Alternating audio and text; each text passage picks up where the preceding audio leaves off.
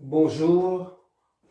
Euh, Aujourd'hui, on va parler des puissances. Il y a la puissance active, la puissance réactive, la puissance apparente, ainsi que le facteur de puissance qui représente le pourcentage de puissance apparente qui est actif en fait. Étant donné la puissance active est exprimée via les valeurs efficaces, les grandeurs efficaces, on doit au préalable définir ce qu'est une valeur efficace. D'accord? Là, on a donc c'est valeur efficace. Valeur efficace.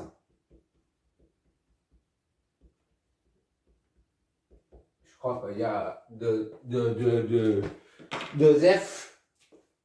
Valeur efficace. Voilà.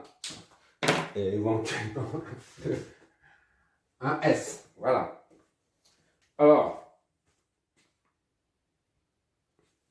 là, on a un circuit qui composé d'une source de tension quelconque et d'une résistance, résistance R. R est alimenté par la source VT, d'accord? Et I passe par R. La source de tension, elle est quelconque, c'est-à-dire, voilà, on peut dessiner ça pour illustrer ce que ça signifie une source quelconque, une source de signal VT. Ça, c'est T. Ça, c'est VT. D'accord? Ça va générer une tension, disons, comme ça. Voilà. Quelconque.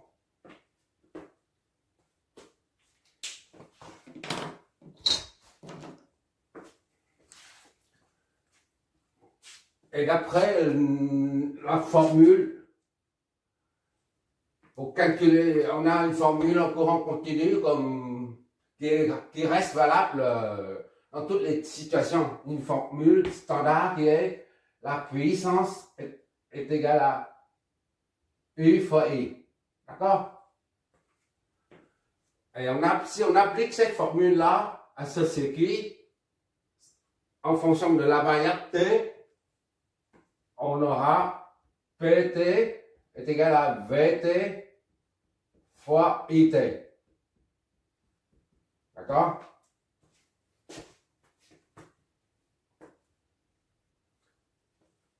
Ou alors, puisque V est égal à VT est égal à R IT. D'accord? On remplace V là, on injecte V là-dedans. Ça donne R IT. D'accord? Tout ça fois IT.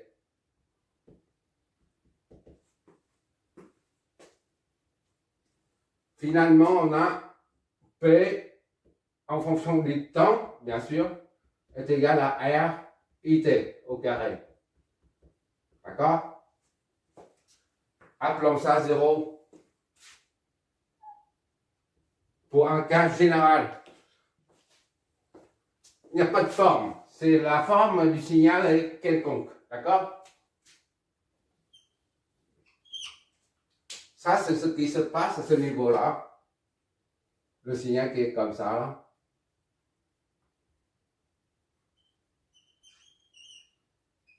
Voilà. Maintenant, on a un autre circuit. Je vais tracer un trait.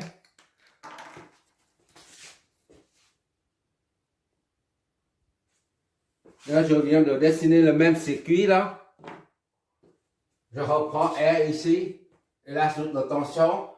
À présent, on a une autre source de tension, c'est une source de tension continue. D'accord? Donc, VCC. Comme continue, d'accord? Mais on l'exprime quand même en fonction du temps. D'accord? Ici, c'est ICC, en fonction du temps, tout le temps. D'accord? ICC, en fonction du temps. Et donc, là, la même chose, ici, c'est VCC, en fonction du temps. D'accord?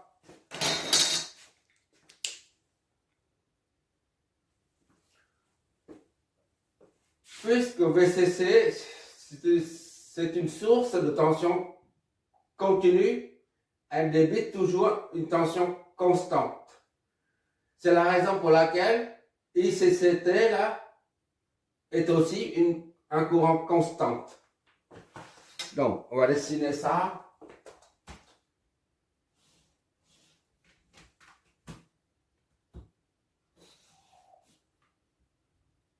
T, ça c'est ICCT. D'accord? Le courant qui passe par la résistance qui circule dans le circuit là est constant. Il est comme ça. D'accord? Et la valeur maxi là, c'était T maxi. On va nommer, voilà, le nommer ICC tout court. D'accord? C'est ICC à ce niveau-là, sur l'ordonnée. Donc, ben, ça est égal à constante. D'accord?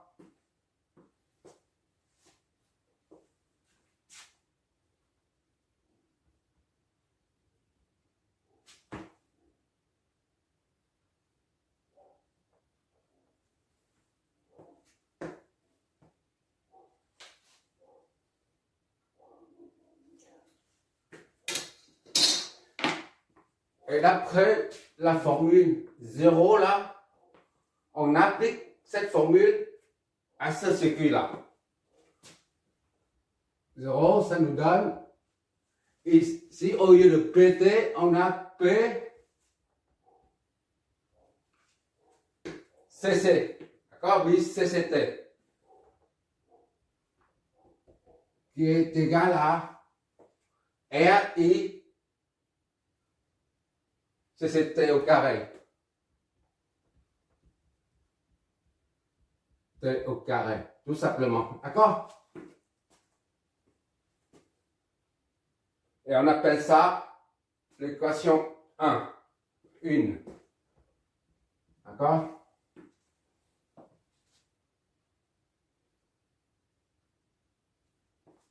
Or,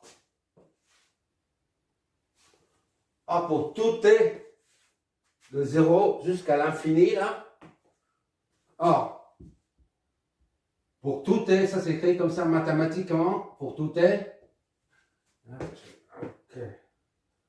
On a ICT, là, le courant dedans, là, ICT, est égal à ICC. Parce que là, ici, t est égal à 1 seconde. On a ICC. T est égal à 2 secondes, 10 secondes. 10 secondes, on a toujours ICC. D'accord? Donc, pour tout t, quelle que soit la variable t, quelle que soit la valeur que prend la variable t, on a ICCT était la ICC. D'accord? C'est. Voilà.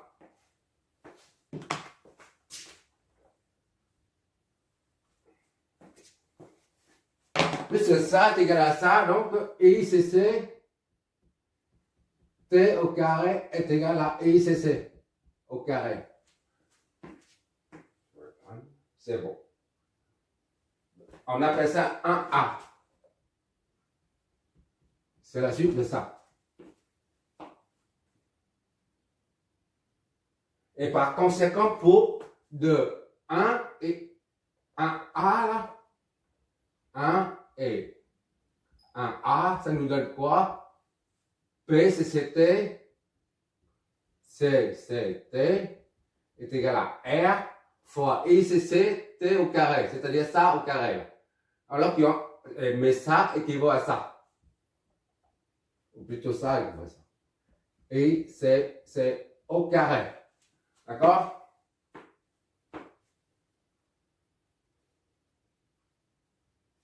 Je ne me trompe pas.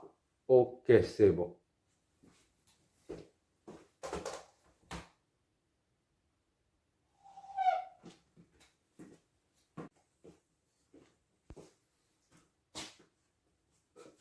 Supposons que T est égal à 1 seconde. D'accord? T est égal à 1 seconde.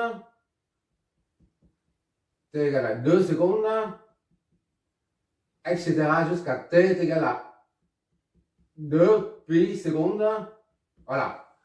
On remplace là-dedans. PCC à 1 seconde.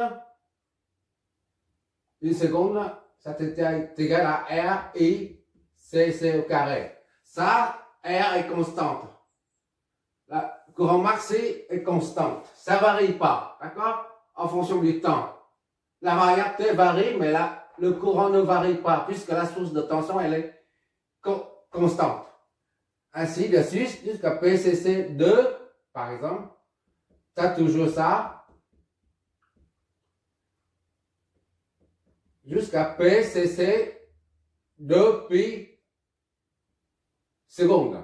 D'accord? Tu as toujours R fois ICC au carré. Tu es d'accord jusque là? Avant de continuer, on va voir ce qu'est une valeur moyenne. Ici, là, je prends la valeur. Par exemple, ici, tu as un signal qui est comme ça. Non, pas ça. Ça, c'est 2. Ça, c'est 1. Moins 1. Voilà, la valeur moyenne.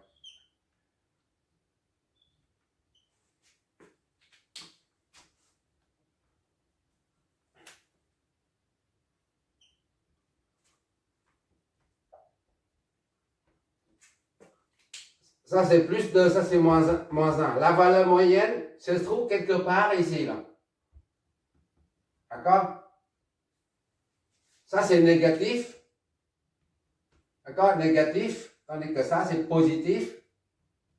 Positif. Et la valeur moyenne se trouve ici.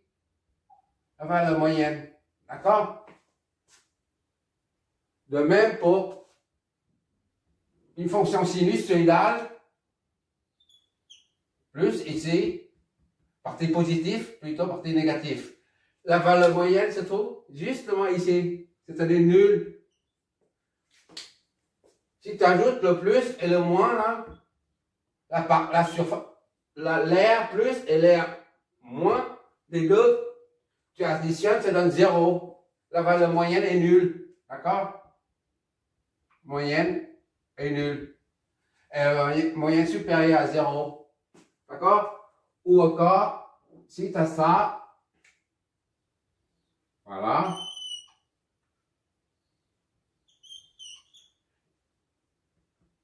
Ça. Voilà. Ça, c'est négatif. Négatif. Ça, c'est positif, là. La valeur moyenne, ce sera quelque part ici. La valeur moyenne est inférieure à 0 et négatif. D'accord? Mais pour notre cas, là, la valeur moyenne de ça, pour une constante, une valeur constante, la valeur moyenne est la constante elle-même. D'accord?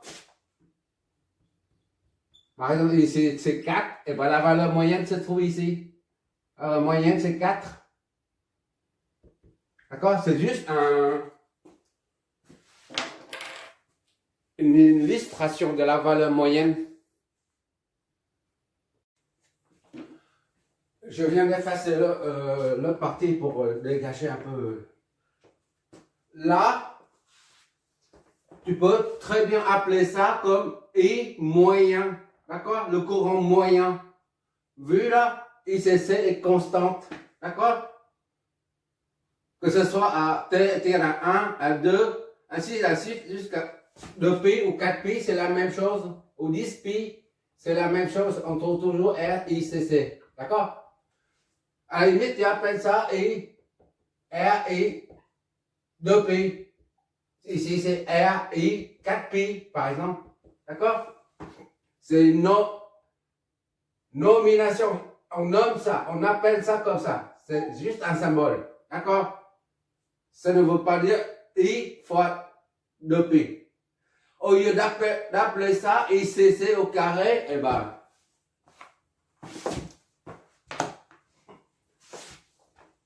on appelle ça, par exemple, I, R, I,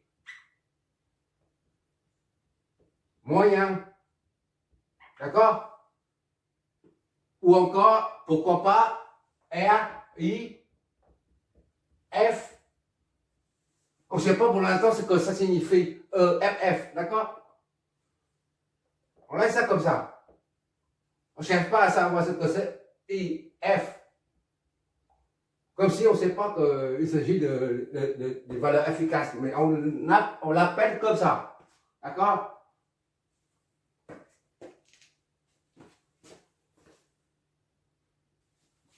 On précise. I moyen ou I efficace, c'est du pareil au même. D'accord?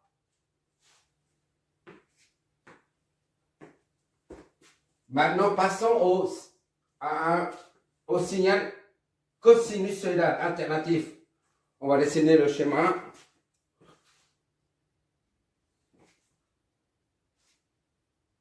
Maintenant, on va dessiner le signal sinusoïdal. Qui est comme ça. Et là, c'est pi. Et ça, c'est 2pi. Là, c'est 2pi. T. 2pi. D'accord? J'espère que on voit toujours. Ok, on voit toujours. Or, on fait comme en haut là. On fait P, C. Maintenant, c'est CA comme courant alternatif. D'accord? Tension alternative, CA. Et ici, c'est le courant alternatif. D'accord? Maintenant, on part ici là. P, C, A, T. Et donc, est égal à R, I, C, A, T. Au carré. D'accord? Ça, c'est représente la puissance en courant alternatif, d'accord? Que reçoit le récepteur R. Or, on sait que l'énergie est égale à la puissance est égale à énergie divisée par le temps T. D'accord? C'est-à-dire, l'énergie est égale à la puissance fois le temps. D'accord? C'est pour ça que pour calculer l'énergie engendrée par cette puissance-là, il suffit de faire il suffit d'intégrer ça. Pourquoi? D'intégrer BCAT dt, ça donne l'énergie. Pourquoi? Parce que ça, c'est la puissance, d'accord? En watts fois le temps T. Oui, c'est en watts, oui, c'est ça, watts. Et fois T, le temps. Le compteur électrique à la maison, c'est en kilowattheure. On a dit ça plusieurs fois lors de l'analyse des circuits, des tensions courantes, tout ça. Tu regarderas l'analyse des condensateurs, si je ne me trompe pas. Là, c'est l'énergie, d'accord? Puissance fois le temps. Le temps qui dure de 0 jusqu'à T. Dans notre cas, prenons la période de pi. Donc, ça devient 0 à T. D'accord? On connaît T. T est égal à la période. C'est 2pi là. 2pi. D'accord? On ne met pas. Pour l'instant, on ne met pas. Bon, pour retrouver la puissance par période, c'est-à-dire il suffit de ça diviser tout ça là. Ça, la puissance par période, la puissance par période,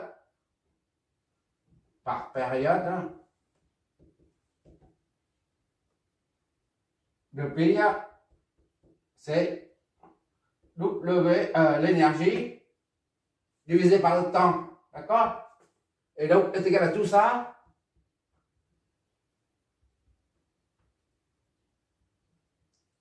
P, c'est AT dt multiplié 1 sur T.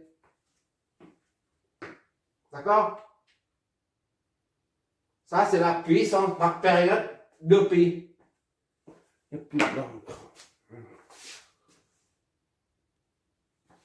En d'autres mots, la P,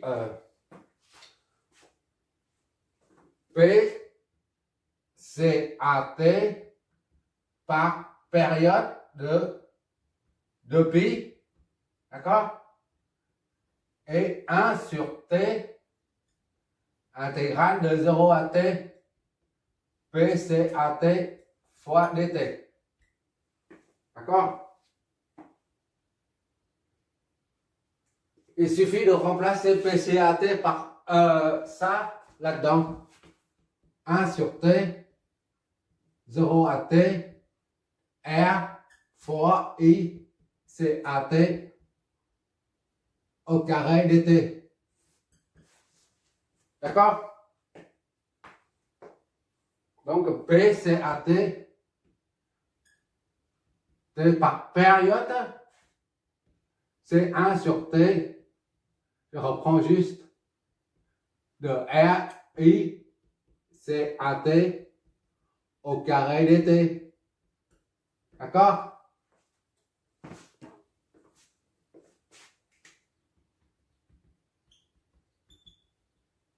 Voilà. Là, en 2A, là, on a là, la puissance par période, là, le 2T, là, qui est égal à ça, R, I moyen au carré, qu'on a rebaptisé R, I, F, F au carré. Maintenant, il suffit de d'égaliser ça et ça pour voir ce que ça signifie effectivement le mot IF. D'accord? On va voir ce que ça signifie IF. Ça, c'est 3. Égaliser 2A et 3.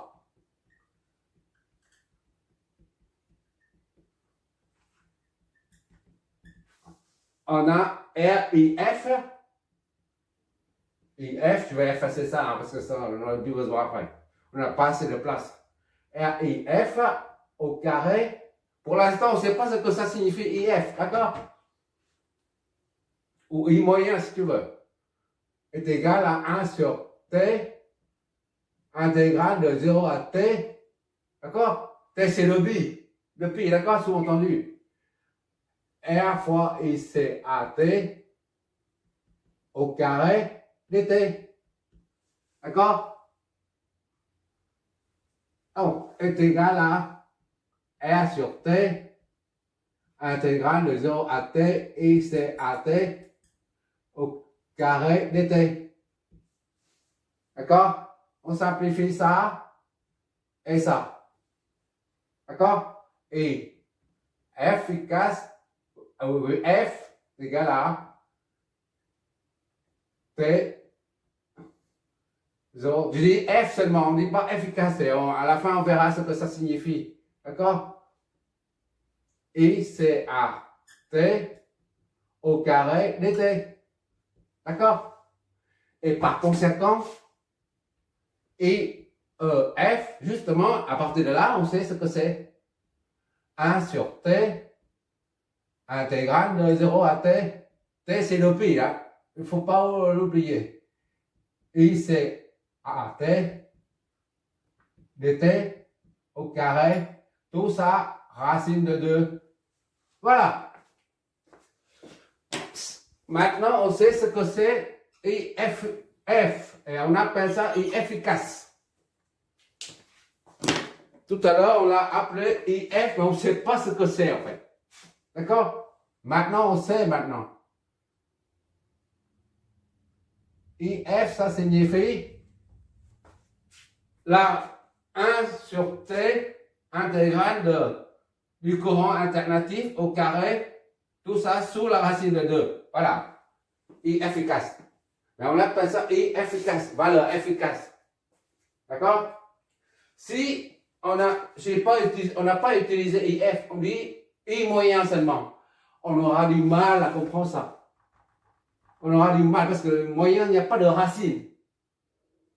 D'accord? Si on n'a pas utilisé ce terme-là, ce mot-là, IF là, on utilise simplement I moyen. Et là, si tu mets I moyen ici, c'est pas très clair. D'accord? Il n'y a pas de racine.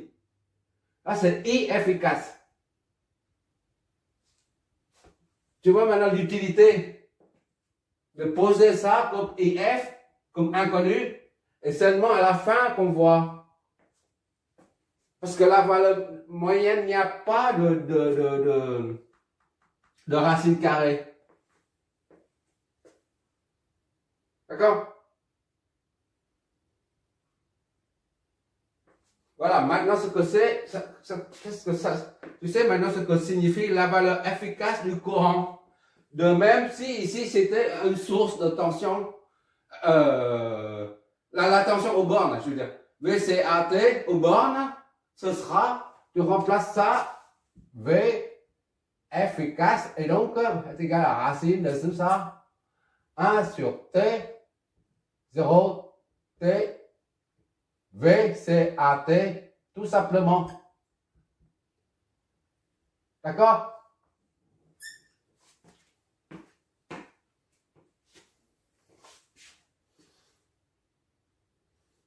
Puisqu'on sait maintenant ce que ça signifie IF, on va reprendre, on va mettre ça ici, j'efface tout.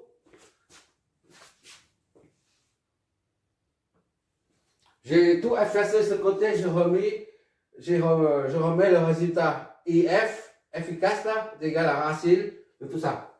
Et je laisse les trois chemins, les trois circuits. Maintenant, on va voir ce que ça signifie et efficace. On sait déjà, maintenant, on connaît ce que ça signifie efficace. Mais maintenant, supposons que ICA ou ICA là, au lieu de ICA là, ici, qui sort d'ici là, à cause de la tension alternative, génère un courant alternatif. Et supposons que ça génère un courant continu. ICC, par exemple. Constant. Comme ici là, par exemple. Et voilà. Il suffit de remplacer dedans et F là est égal à 1 sur T, d'accord? 0T, I, C, C, T au carré. D'accord? dt. Qu'est-ce que ça donne en fait? Puisque ICCT est toujours constant là. 1 sur T, 0T et ICC. D'accord? ICCT ne varie pas. Constante au carré dt. D'accord? Tout ça sous la racine. Et qu'est-ce que ça nous donne en fait? 1 sur T, on intègre, ça donne ICC au carré fois T. D'accord? De 0 à T. Donc, IF est égal à 1 sur T. Tu affectes T à ça. T prend la valeur de la période. ICC au carré. Ça, c'est fois 1. Fois T. D'accord? Moins 0. D'accord? Tout ça sous la racine de 2. Et ça nous donne 1 sur t fois ICC au carré fois t sous la racine. Ça donne racine de 2 de ICC au carré est égal à ICC. Et efficace, eh bien, correspond bien au courant continu là.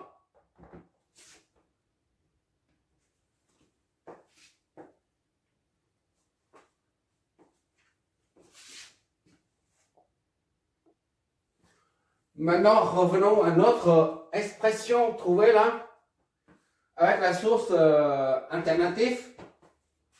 Supposons qu'on a un courant sinusoïdal, d'accord? C'est-à-dire comme ça. D'accord?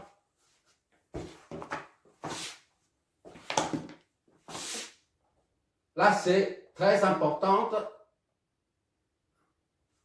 Ça, c'est le résultat à retenir. Ce qu'on va développer ici, là, et à retenir absolument. Ça, c'est I. C'est AT. D'accord?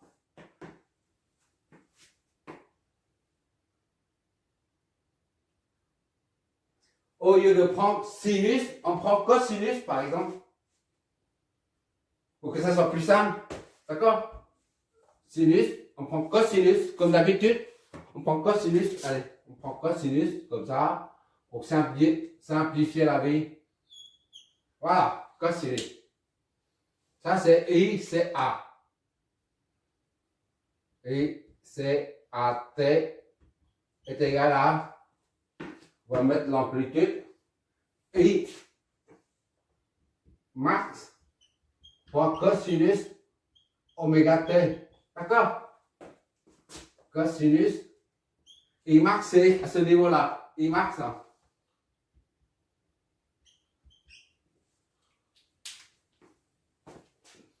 On va trouver une formule pour I efficace en courant alternatif. D'accord? Ben, il suffit de remplacer ça dans l'expression là. IF est égal à la racine, déjà, 1 sur T intégrale de 0 à T. D'accord?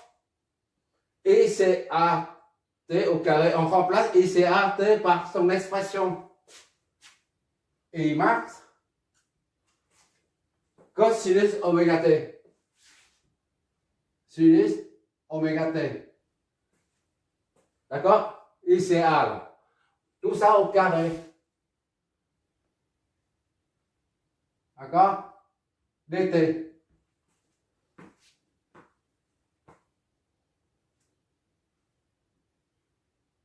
Bon, on va sortir tout ça. Et F est égal à, on va mettre, et F est égal à 1 sur T 0 T et max au carré fois cosinus oméga T au carré. D'accord? DT. Ça, c'est une constante. C'est égal à I max.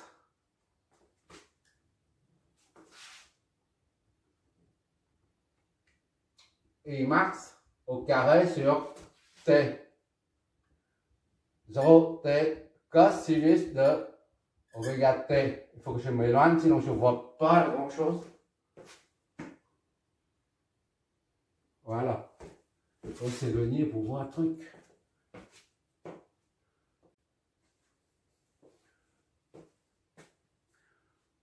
Pour intégrer le cosinus oméga T au carré, c'est pas évident.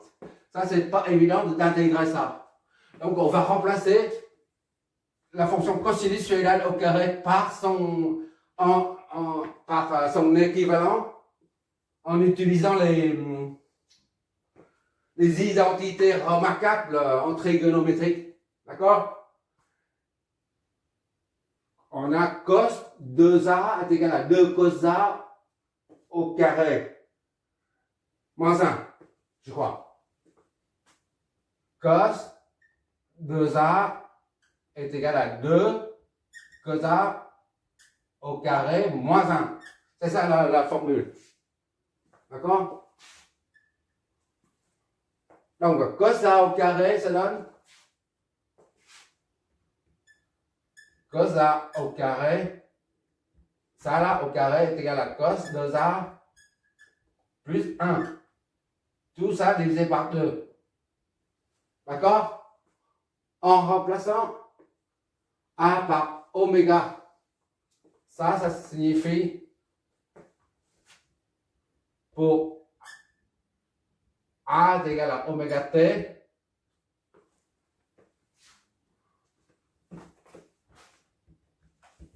cosinus de A au carré est égal à cosinus de 2A,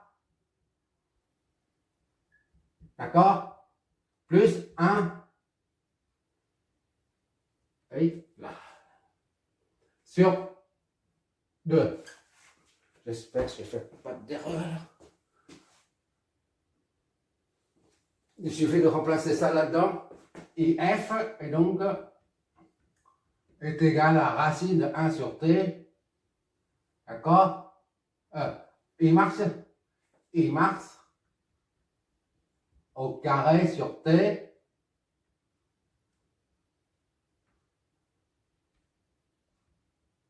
Là, on reprend ici, là, intégrale de 0 à t de ça au carré, c'est-à-dire cosinus,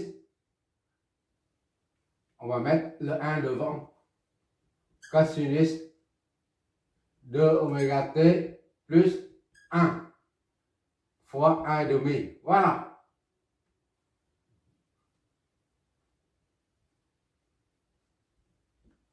dt. Tout ça sous la racine.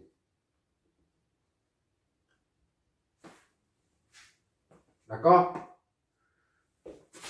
Ça est égal à, je m'éloigne, I max au carré sur 2t. On sort le 2 là, 2t, intégrale de 0 à t de co1 plus cosinus oméga 2 oméga t. D'accord? dt. Qu'est-ce que ça me donne? Seulement en s'éloignant qu'on voit les erreurs. Voilà. D'accord? Bon, pour intégrer ça,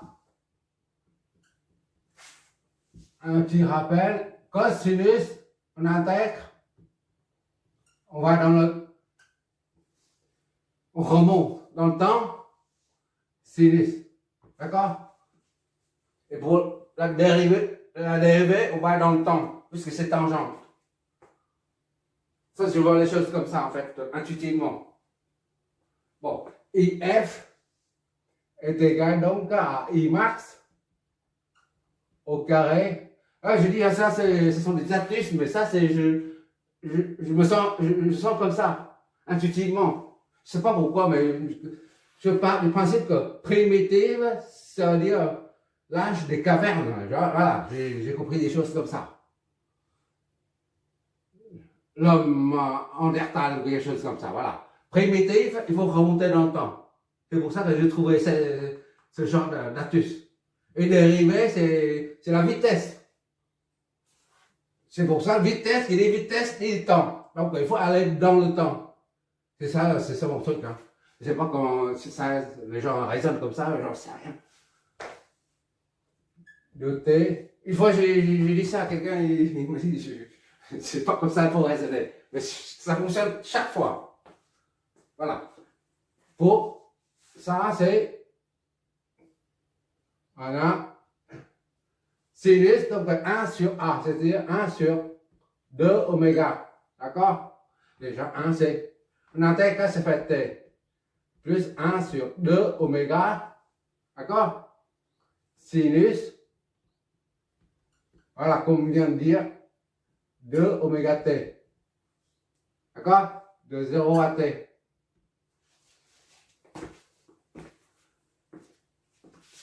Si tu me demandes d'où ça sort, je suis incapable de te dire. C'est l'intuition. C'est mon intuition qui dit ça. Bon, il suffit de remplacer oméga. Déjà, est égal à. Je fais tout dans ça. I max au carré sur 2t. D'accord? Fois t, tu prends t là, ici. Et ça, c'est 1 sur 2. Sachant que oméga est égal à 2 pi f. Et f est égal à 1 sur t. C'est l'inverse de la période. D'accord?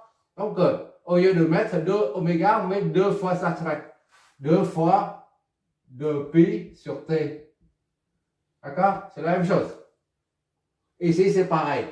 Sinus de 2 oméga, ça fait 2 fois 2 pi sur t.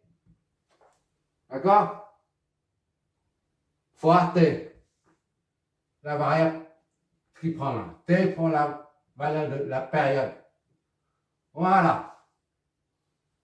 Et tout ça, la racine. Et qu'est-ce que ça nous donne? Faut que je m'éloigne.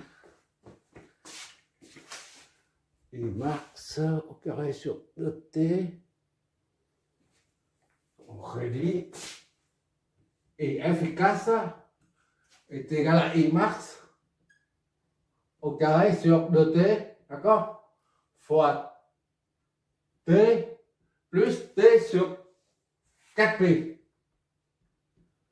4pi. On inverse. Fois sinus de.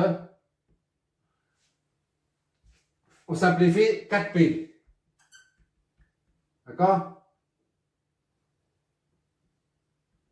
Tout ça sous la racine.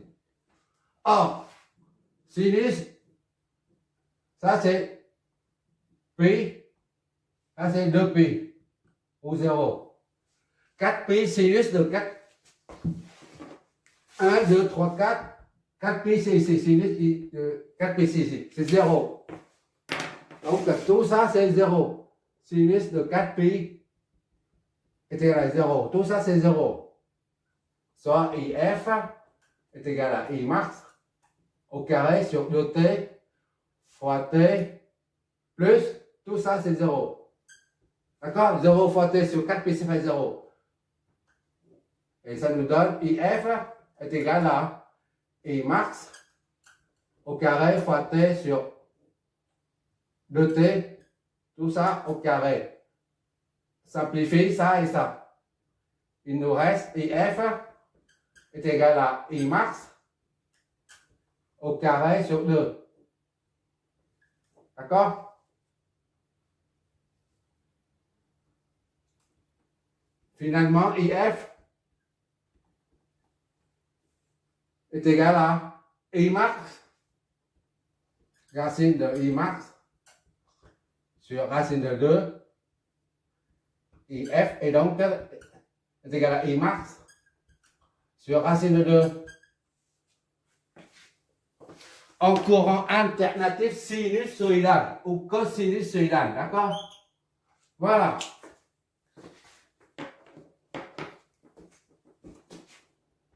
C'est A, en courant alternatif sinusoïdal ou cosinusoïdal.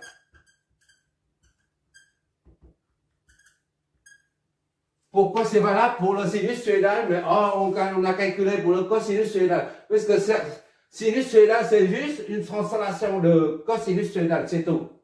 Un déphasage de 90 degrés. Ici. D'accord? 90 degrés.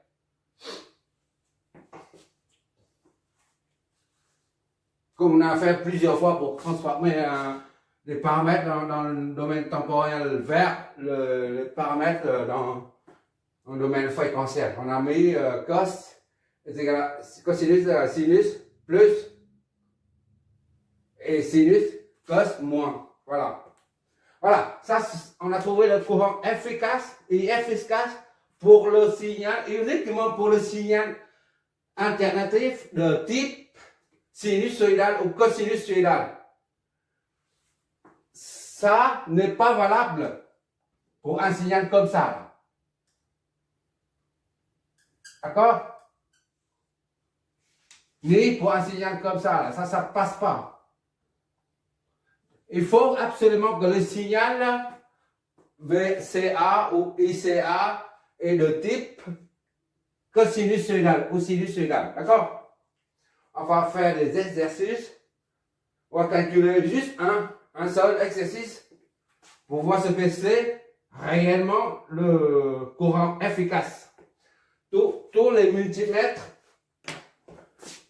c'est pour mesurer les tension, courant, etc. Nous donne des valeurs en RMS, je crois. C'est en anglais. Sur un multimètre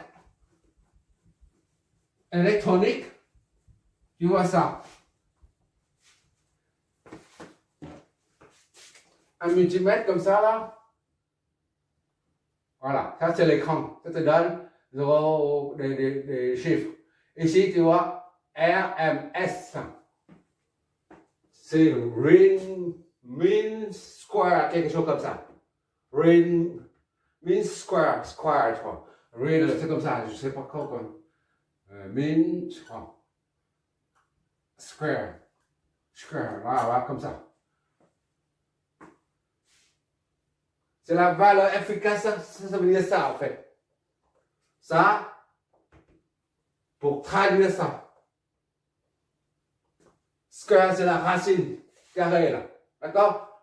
Rin, c'est réel. La moyenne. Je ne sais pas trop comment ça s'appelle. M, c'est quelque chose comme ça. De toute façon, les appareils électroniques, les multimètres électroniques, nous donnent des valeurs efficaces. D'accord? C'est tout le temps comme ça.